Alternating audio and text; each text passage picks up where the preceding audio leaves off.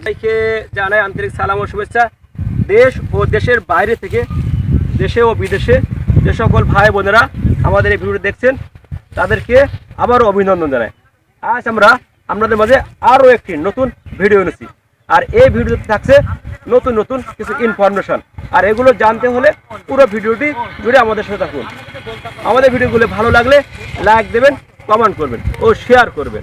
প্রিয় ভিউয়ার্স, আর নয় দেরি, চলুন আমরা মূল ভিডিওতে চলে আসি। আজকের বিষয় গরু রুমিনের ইনফেকশন, ফুড পয়জনিং ও বিষাক্ত ঘাস অন্যান্য খাওয়ার ফলে কি হলো সে বিষয় নিয়ে আমরা আলোচনা ও ভিডিও দেখব। সেটা হলো রুমিনের ভিতরে ইনফেকশন। এটা ডাল গাছ, ছাগল পেশাব করেছিল, নোংরা হয়ে গেছিলো। আর ডাল গাছটা সার বীজ দেওয়া থাকে, ওই ডাল গাছ খাওয়ার পরে এগুলোর পায়খানা, তারপরে খাওয়া দাওয়া, জাবর কাটা এবং রুমের মুভমেন্ট ওটা নিস্তেজ হয়েছিল। আমরা এগুলোকে ট্রিটমেন্ট দিয়েছিলাম আমাদের উপজেলা প্রাণী সম্পদ অফিসারের শরণাপন্ন হয়ে, ওনার সহযোগিতা এবং ওনার পরামর্শ ট্রিটমেন্ট করি। আমরা একে ট্রিটমেন্টটা যেটা দিয়েছিলাম, যখন তাপ ছিল 101, আমরা এক ফার্স্টলি একে ইঞ্জেকশন দেয়, ক্যাটাফস ইঞ্জেকশন, অ্যান্টিহিস্টামিন ইঞ্জেকশন, অ্যাস্টাভেট, আর আমরা একে অ্যামোনিভেট ইঞ্জেকশন দিই। আমরা সাথে একে ববি পাউডার 125 গ্রাম, এটা সকাল বিকেল একটা, আর রুমেন্টন ট্যাবলেট খাওয়াচ্ছি। এটা আমরা এটা 2 দিন খাওয়ানো হয়েছে। আজকেও আমরা গোটা দেখতে আসলাম। আজকেও পায়খানা এখন হচ্ছে, তখন পায়খানা ছিল না। পায়খানা যদি এমনটা হয় যে পায়খানা একেবারে নাই বা মোটে মুভমেন্ট নেয়, তখন আর ম্যাকবেট প্লাস সিরাপ আমরা খাওয়াই যেতে পারবো সেই সময়, সকালে একটা বিকালে একটা। কিন্তু এই ধরনের কোনো সিচুয়েশন আমাদেরকে পোহাতে হয়নি। আল্লাহর রহমতে গরুটা অল্পের ভিতরে ভালো হয়ে গেছে। এখন একটু খাওয়া দাওয়া কম, একটু দুর্বল ভাব লাগতেছে, গায়েটা পশম কাটা ভাব, ঠিক মতন জাবর কাটতেছে না। আমরা আজকে আমরা ওষুধ দেবো একে ববি, ওটা আমরা আজকে আর দিচ্ছি না, ওটা দামি প্রোডাক্ট, 200 টাকা দাম। আমরা একে লাস্টার জাইম পাউডার খাওয়াবো সকালে একটা বিকালে একটা, আর রুমেন্টন ট্যাবলেট দেবো সকালে একটা বিকালে একটা। আর এর সাথে সাথে আমরা আখের গুড় দিয়ে খাবে, একটু লতা পাতা আর জাতীয় জিনিস খাদ্য খাবে। আর আজকে আমরা একে ট্রিটমেন্ট দিলাম, আজকে ডেক্সাভেট ইঞ্জেকশন দিলাম, তারপরে হিমোভেট ইঞ্জেকশন দিলাম, আর অ্যামোনিভেট ইঞ্জেকশন দিলাম। এটা হলো তাহলে কি হবে, এটা তাপমাত্রাগুলো একটু স্বাভাবিক হয়ে যাবে, তার এই যে ওটা উইকনেস আছে সেটা একটু সবল হবে।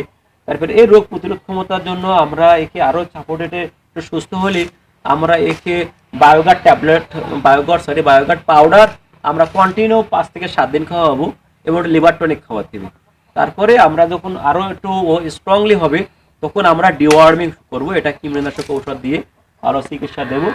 আর এই ধরনের গরুকে আমরা অবশ্যই স্যালাইন খাওয়াবো, আখের গুড়ে খাওয়াতে পারি যদি স্যালাইন না পাই। আর ভালো ভালো খাদ্য খাওয়াবো, কখনোই আমরা গরুকে ভাত খাওয়াবো না।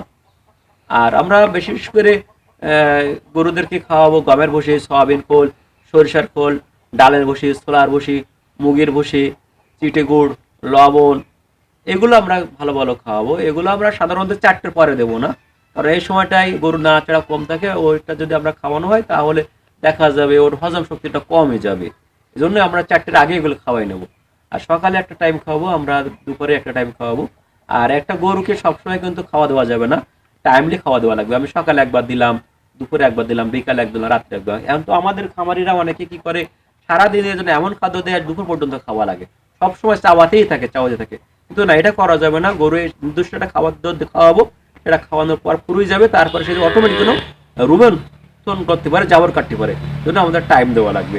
প্রিয় ভিউয়ার্স, আমরা গাভী পালনের জন্য বা অন্য বিষয় নিয়ে আলোচনা করব আমাদের ইউটিউবের মাধ্যমে। আপনাদের যা সমস্যা আমাদের ইউটিউবে কমেন্ট করবেন, আমরা চেষ্টা করব আপনাদের সেই বিষয়টি আলোচনা তুলে ধরার জন্য। আজকে আমাদের আমেরিকা থেকে একজন ভাই ফোন দিয়েছিল, ওনার একটি ছাগলের খামারের বিষয় নিয়ে। আজকে ফোন দিয়েছিল একজন আমাদের ইটালি থেকে। এই 2জন ভাইকে আমাদের পক্ষ থেকে ধন্যবাদ জানাই যে আমাদের ইউটিউব চ্যানেলের ভিডিও দেখে তারা মুগ্ধ এবং তাদের বাসায় যে ছাগল গরুগুলো আছে সেইগুলো পরামর্শ নেওয়ার জন্য আমাদের কাছে অনেক সময় পরামর্শ নিয়ে থাকি। আমরা তাদেরকে যেগুলো প্রাথমিকভাবে করণীয় সেগুলো বলে থাকি, এবং যেগুলো ক্রিটিক্যাল মনে হয় আমরা উপজেলা নিকটস্থ প্রাণী সম্পদ অফিসে তাদেরকে যাওয়ার পরামর্শ দিই। আমরা সবাই ভালো থাকুন, সুন্দর থাকুন, এই প্রত্যাশা আছে। এখানে শেষ হচ্ছে। আল্লাহ হাফেজ।